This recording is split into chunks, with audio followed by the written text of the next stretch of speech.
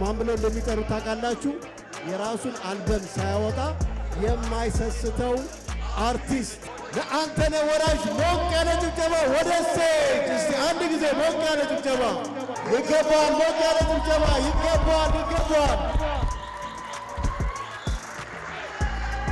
ትልቅ ፈጣሪ ትልቅ ለዘላለ የሰው ትልቅና የእድሜ ሰረገላ ሄዶም ወደ ላይ አንተነህ ከነጋ